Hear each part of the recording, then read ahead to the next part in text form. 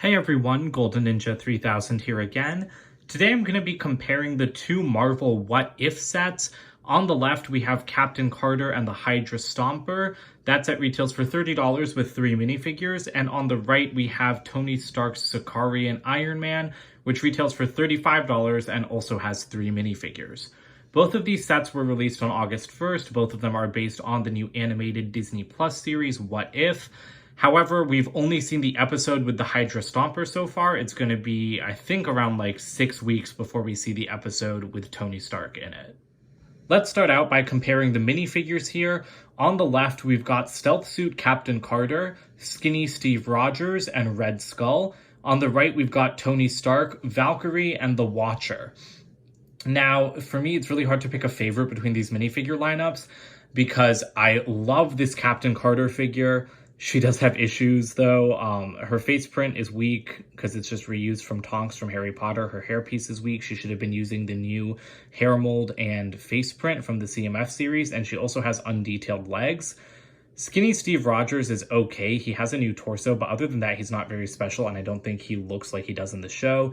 Red Skull is good, but he's not really a new figure since we basically got that exact same version without leg printing in last year's Avengers Tower.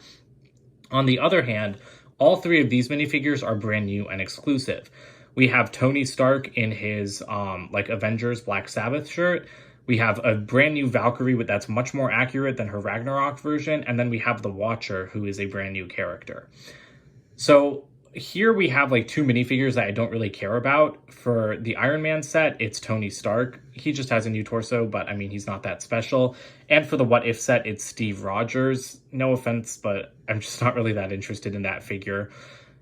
But then we have the standout minifigures of both sets. So to me, Red Skull is a standout figure, but he's a rehash. So I think that the Iron Man set has the stronger minifigure lineup because you have 2 brand new exclusive figures. I love the face print on the Watcher. I feel like he was done really well. The only thing I could have asked for is a bigger headpiece for him. And Valkyrie is also done perfectly. Only thing I would change about her is giving her a different hairpiece. But those are both things that LEGO didn't have the budget to include, which I understand. On the other hand, Captain Carter, again, she could be improved by using those pieces from the CMF series, and I don't think there's a good excuse for why she doesn't have that. So even though this is one of my favorite Marvel minifigures this year, even though she does have those issues, I'd recommend going for the Iron Man set if you like those figures better, because I just think it's the stronger lineup overall. As for the actual mech builds, you can see the $5 extra that you're paying for the Iron Man set really goes a long way. It does seem like a lot bigger and it's much more imposing. I also really like the colors on the Iron Man set. I think it looks really awesome. And even though all that detail is stickered, I really like those sticker designs. In comparison, the Hydra Stomper is plain, it's the wrong color, and it looks nothing like the show. At least this Hulkbuster, we've seen some promo art of it from the show, even though the episode isn't out yet, and at least it looks like the other Hulkbusters LEGO has made. It's in the same style, and it looks enough like the in-universe vehicle for me, whereas the Hydra Stomper just misses the mark completely. That being said, I do think that both of these are some of the weakest mechs that LEGO has made. LEGO has made so many Hulkbusters over the years. I really thought that they had cracked the case. Because here's the thing, What If is the only Marvel Disney Plus show that we are getting sets for. That annoys me already because I definitely think WandaVision, Loki, and Falcon and the Winter Soldier all deserved one set at the least each. But the other thing is that, so What If gets 2 sets.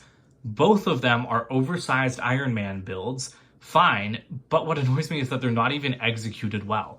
Both of these mechs have a lot of the same problems. They have huge legs that are just unwieldy and aren't good. LEGO mechs often don't have knees, but I mean, this Hulkbuster is stuck in a permanent squatting position, which none of the other ones have ever been stuck in, and it just doesn't look good. You can't get a good play out of this with such fat legs that get in the way whenever they're moving. So that's one thing about the Hydra Stomper, is at least it can stand up straight and it doesn't always have to be looking like it's trying to sit on the ground. However, the other infuriating part, which I think is a lot worse, are the shoulders and arms. You can see that they're bulky on both of these guys. I don't like the Hydra Stompers because at least the Hulkbusters are a little bit more elegant. They have nicer shaping and the hands aren't so freaking rectangular. but both of these guys have shoulders that like are immediately impacted by like their actual upper body build, so you can't get that much range of motion out of those. Usually that wouldn't bother me too much, but they also don't have movable arms. So the Hulkbuster can't move its arms at all. It's stuck in this position. All you can do is rotate the wrist. That was really irritating. I did not see that coming at all. And the Hydra Stomper does have working elbows, so I guess I should be grateful for that at least. I mean, I am grateful for that, because at least you can move it a little bit. The fact that you can't move it at all on the Hulkbuster really irritates me, but the Hydra Stomper just looks so freaking stupid. It's like insane. Like, what is this? Like, this just looks, it looks terrible in my opinion. It looks nothing like the show. You can't like get any like kind of good articulation out of this. It literally just looks like you've cut its arms in half and then like pasted the hands where like the middle part of the arm used to be. The other annoying part is that the cockpits on both of these are very open. You can see straight through the Hulkbusters right in the middle, which is annoying. And then you can see all around the sides in the Hydra Stomper.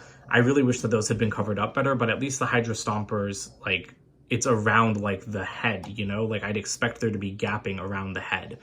The Hulkbuster having gapping straight in the middle is really irritating to me. Both of these open in a similar way. The Hulkbuster folds down, and then you can also raise the helmet up. Same thing with the Hydra Stomper. Raise the head. It can actually go back quite a bit. And then you have room to put minifigures inside.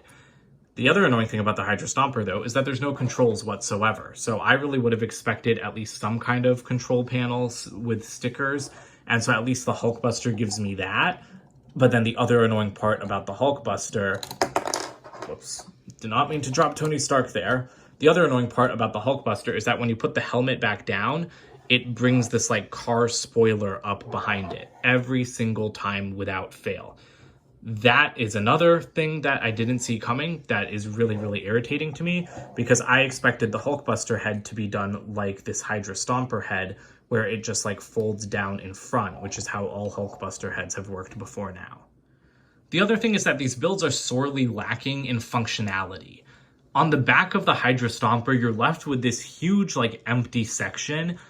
Captain Carter should have a handle there. She has a handle on the show. She rides the Hydra Stomper into battle. That's how her and Steve work together as a team.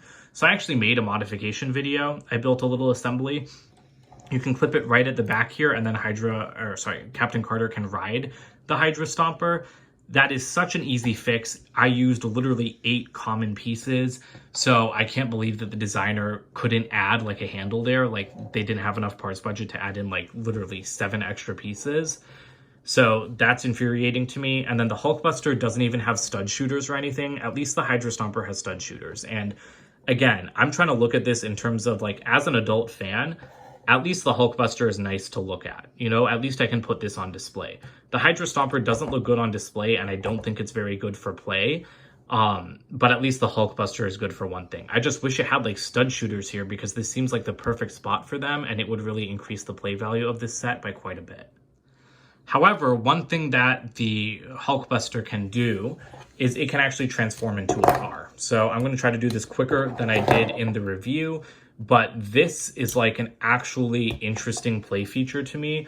I have no idea if the vehicle is actually going to be able to do this in the episode. Again, we're not going to see it for like 5 or 6 weeks. I don't even know what episode number it is, but a little bit fragile there. But like, all you have to do is like start to break off these pieces, and then you're able to turn this into a car.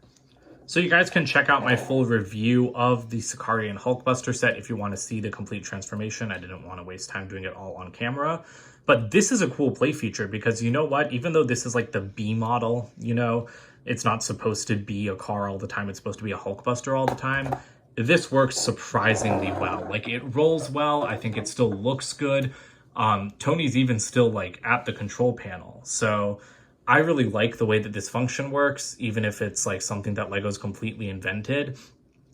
And I really like that you don't have to completely destroy the whole set to rebuild it. It's like a 1 or 2 minute change. It's really quick. And so I think that this does add a lot of play value to the set, but I still kind of wish that there was something to shoot, because I think that that would make it even better. All right, well, that does it for this comparison video. And oftentimes in these, I ended by saying, I don't know which one is better, right? Because there are things that I really like about both. That's not the case here. The Iron Man set is better. If you're going to buy one What If set, buy Tony Stark's Sakaar Iron Man. A weird title for a set. But anyway, it's a better build. It looks a lot better. It's got the better minifigures. It is just a home run, and I think it's definitely worth the $35 value. The Hydra Stomper, it's just like inherently flawed. On the Hulkbuster, there's a couple of things I would change to make it perfect. But on the Hydra Stomper, I just scrap this and design it from scratch because it does not look like the show. It doesn't work well as a mech. I just don't think it's a good toy. Whereas the Iron Man set, I think it is a good toy, but it could be better. The other thing is that Hydra Stomper is useless for a display as well, whereas the Hulkbuster actually looks nice just sitting there. At least to me. I love the color combination. I really like, the orange, the red, the teal. I like that it looks like it was built out of a junkyard, but I know that other people don't. So that might factor into what you think, but I just think that the Hydra Stomper is not a good set. I wish that LEGO hadn't made that set if they were going to execute it so terribly.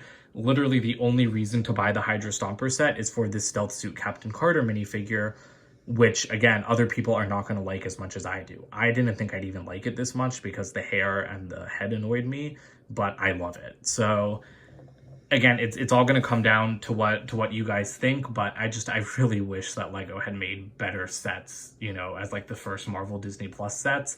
I can't believe that we got two similar sized like Iron Man mechs, and both of them are so much worse in terms of articulation and appearance than what we've been getting for the past several years. These guys came out on the same day as Ironmonger. If you are choosing between those three sets, buy Ironmonger, because Ironmonger is incredible, and like these two honestly look like garbage next to Ironmonger.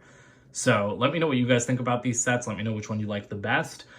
Don't forget to comment, like, and subscribe, and check out my website, goldenninja3000.com, and I'll see you guys with more videos soon. Bye for now.